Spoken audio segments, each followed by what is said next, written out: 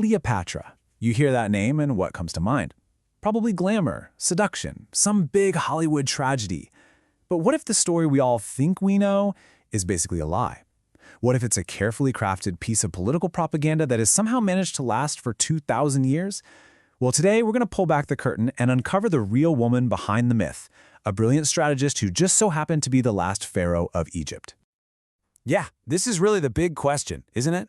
Was she just a temptress who used her looks to wrap powerful men around her finger? Or was she a brilliant political operator who used every single tool she had, her sharp intellect, her charisma, and, yes, her relationships, all to protect her kingdom? The truth? Well, it's way more strategic and, honestly, a whole lot more fascinating. Okay, so right off the bat, let's just blow that one-dimensional stereotype out of the water. Cleopatra wasn't just some royal with a pretty face. We're talking about a serious scholar, someone fluent in at least 7 languages who studied science and politics. For her people, she was literally the living embodiment of the goddess Isis. And get this is huge. She was the first person in her entire Greek dynasty to actually bother learning the Egyptian language. This wasn't just a queen, this was an absolute powerhouse. So, you gotta wonder, right? How does someone like that even come to be? Well, her story starts in a palace, sure, but it's a world filled with lethal danger from day one. All right, first things first, we need some context here. Cleopatra, she wasn't actually Egyptian by blood. Her family, the Ptolemies, were Greek. They were put in charge after Alexander the Great's conquest and ruled Egypt for almost 300 years without ever really trying to fit in. But Cleopatra, she's the one who broke that mold. She deeply respected Egyptian traditions and actually connected with her people in a way her ancestors never had. You know, the palace she grew up in? Forget fairy tales. This place was a viper's nest. From the time she was a little kid, she learned that power wasn't something you just inherited. Nope, it had to be taken, and it had to be defended, often from your own brothers and sisters. To survive, you had to be smarter, more cunning, and way more ruthless than everybody else in the room. And believe me, she was going to need every single ounce of that cunning, like right away. Because almost as soon as she became queen, her throne was snatched right out from under her. So picture this. She's only 18 years old, and she gets pushed out of her own kingdom by the guys controlling her little brother. Can you even imagine that? You're the rightful queen, but you're forced out into the desert, a fugitive with no army, no money, no home. For most people, that's it. Game over. But for Cleopatra, this was just the warm-up. This is where we get to one of the most brilliant, most audacious plans in all of history. She knows she can't fight her way back in, so she has to think her way back in. She sets her sights on the most powerful man on the planet, Julius Caesar, who just happens to be in town. And her plan? It's legendary. She gets herself smuggled into the palace, wrapped up in a carpet, only to be unrolled at Caesar's feet. This wasn't a plea for help, it was a show of force, an unforgettable entrance designed to grab his attention. And you have to understand, that carpet stunt, it wasn't just a gimmick. It was a total political masterstroke, and it led to one of the most important alliances in ancient history. And guess what? It totally worked. Caesar wasn't just some guy bowled over by a pretty face. No, he was seriously impressed by her mind, her guts, her political savvy. He saw a partner, a real ally. So he backed her, helped her defeat her brother's forces, and put her right back on the throne. This was truly a meeting of 2 of the sharpest political minds of the era. So their partnership was this incredible mix of the personal and the political.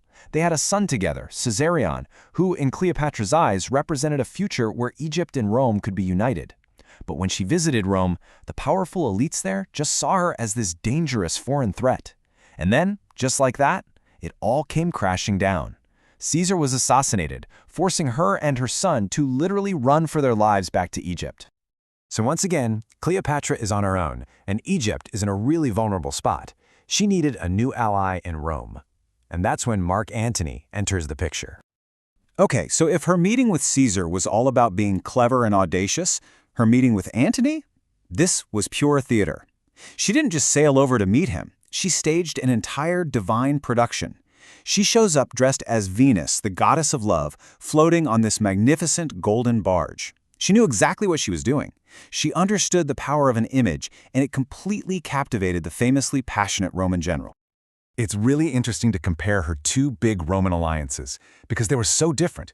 The partnership with Caesar, that was a calculated meeting of minds. But with Antony, that was a fiery mix of love and power. With Caesar's help, she secured her throne. But with Antony, they had 3 children and dreamed of building a whole new Eastern Empire together, a dream he was willing to fight Rome for. But this alliance, this passionate love affair, back in Rome, it was seen as a huge betrayal. Antony's rival, the cold and calculating Octavian, used it as a weapon. So he launches this nasty propaganda war, painting Cleopatra as this evil foreign sorceress who had bewitched a Roman hero. He turned Antony into an enemy of the state, and it set them on a direct path to a massive civil war. And just like that, the stage was set for a massive, epic showdown.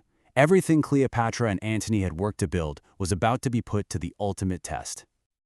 That final showdown happens at the Battle of Actium, and well, it was a complete disaster. Right in the middle of this huge naval battle, Cleopatra's fleet pulls back. To this day, historians argue about why. Was it a planned retreat, or was it panic? We don't know for sure, but Antony saw it as a betrayal. His morale just shattered, his forces collapsed, and their dream of an empire sank right there in the sea. What happens next is just pure tragedy. Chased by Octavian's army and hearing a false rumor that Cleopatra was already dead, Antony falls on his sword. They carry him to her, and he dies there in her arms, leaving her completely alone to face the man who had just destroyed her entire world. So Octavian's victory is complete. He has everything. And his big plan, he wants to parade her through the streets of Rome in chains, as the ultimate trophy to show off his power. But Cleopatra, she had one last card to play. She had lived her entire life as a queen, and there is no way she was going to die as someone's captive. She decided to take control of her own fate one last defiant time. You see, her death wasn't just about one person. It was the end of an entire civilization as the world knew it. 3,000 years of pharaonic rule in Egypt, it all ended with her.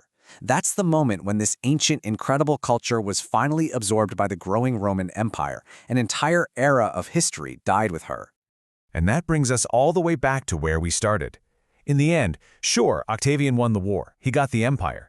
But here we are, 2,000 years later, and who are we still talking about? Whose story still fascinates us? Yeah, she lost her kingdom, but by writing her own final chapter, by refusing to be anyone's prisoner, she made sure her story would live forever.